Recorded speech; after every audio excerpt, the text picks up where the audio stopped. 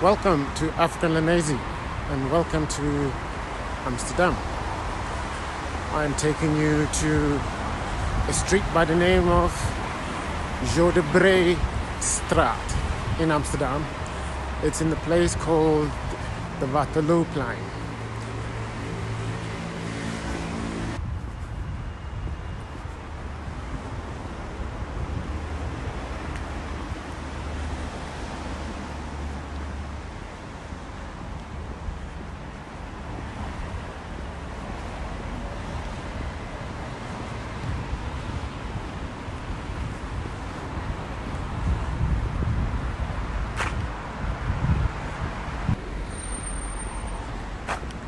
This whole area in the 1600s used to be teeming with a lot of Africans, merchants, traders, as well as slaves brought over by Portuguese merchants.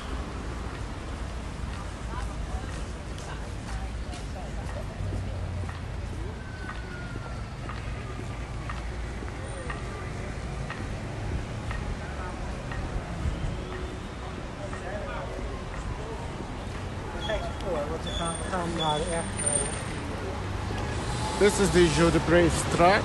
Let me just cross over where you can see the name.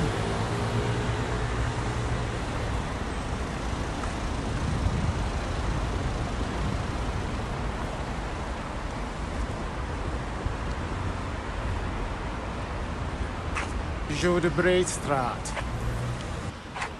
A long time ago, the famous Dutch painter Rembrandt van Rijn, who usually worked from Leiden, which is another city.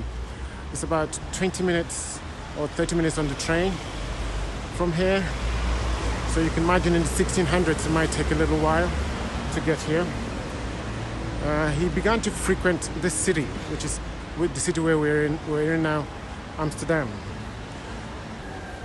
from 1625. Obviously something or someone must have triggered his curiosity. Rembrandt is said to have eventually settled here in Amsterdam as far back as 1631. And this street was quite significant for him because it is said between the years 1631 and 1634, he rented a room or a house from an art dealer by the name of Hendrik van Uylenberg on the Straat number 2. And from 1639, he's said to have actually bought a place of his own.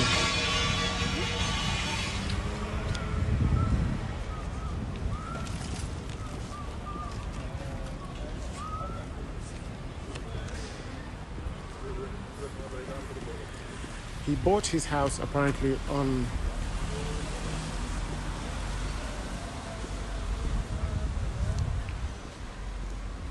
St.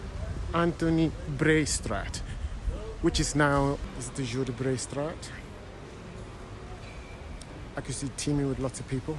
Just try and imagine it in the 1600s, teeming with lots of Africans, enslaved, merchants, you name it.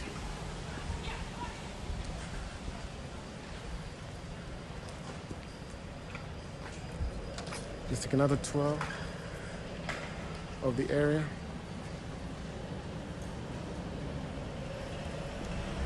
You might be asking, why am I bringing this to you? This area was previously referred to as the Jewish neighborhood.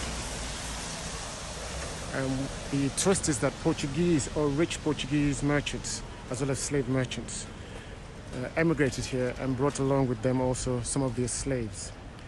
The synagogue behind us, or the synagogue in that direction, I'll take you there in a moment, is testament to that. Now this is where Rembrandt lived. This is Jo de Breestraat 4, and if I walk down the stairs without falling down, you could see the house number 4.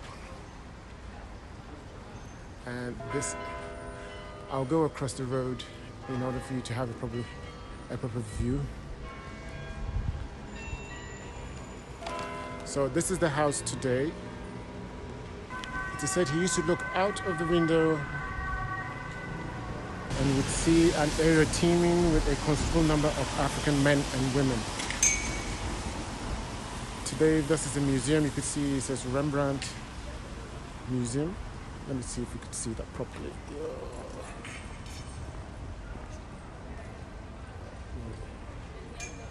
There, you can see it.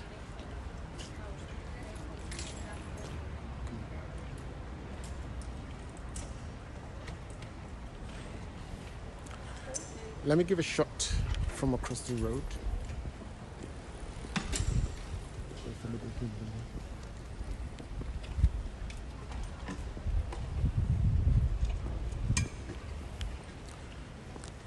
Let's have a look at all the sites. Look at all the bicycles parked. Yeah.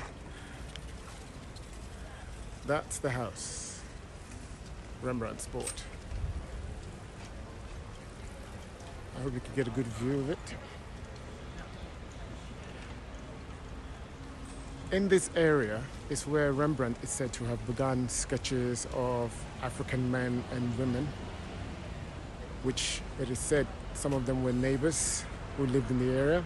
The area was mostly predominantly Africans who lived in this area, or black people, or some were slaves, or enslaved Africans who were brought over by the Portuguese. This is indicative proof of the paintings and sketchings he did, proving African men and women lived in this neighborhood for a long time. Very often, it's very difficult to locate records of achievements of Africans in the Netherlands in the years 1600 or 1500s. It's very difficult. A lot of times, names have been changed from African to Latin names or to Jewish names.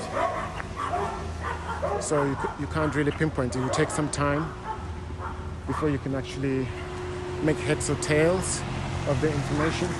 However, the irony of the whole thing is there are a few records which sort of records complaints about African men and women.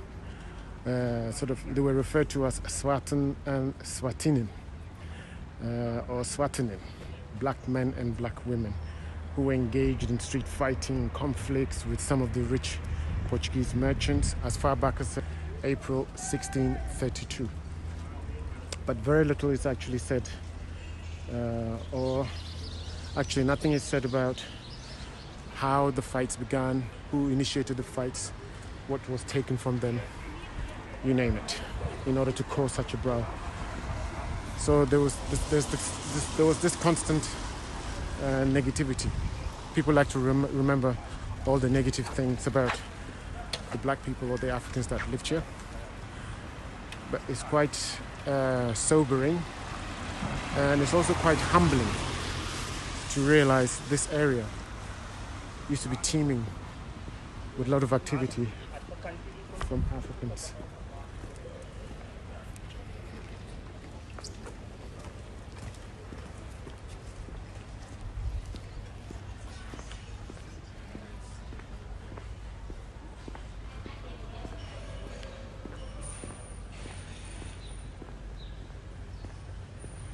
Very interesting to actually see. The sea is behind us. All of this place used to be water, where you can still see the Amsterdam, the canals. And today you could see this is the market. It's called the Waterlooplein Market, I believe, which is still teeming with activity, as you can see. And behind me is the modern building, which is the part of the municipal office. That's it. I hope you enjoyed this. I should bring you more stories as we go along.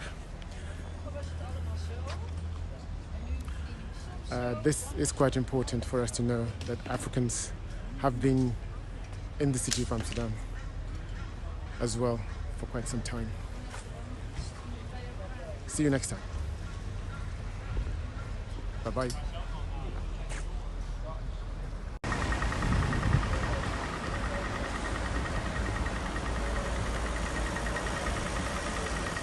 On our left, which is this building here, that's the Portuguese synagogue.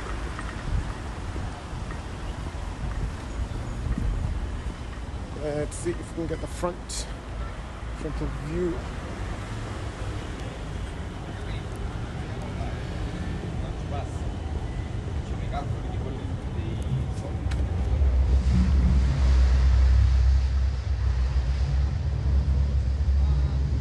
Here you have the opening times. Here you go.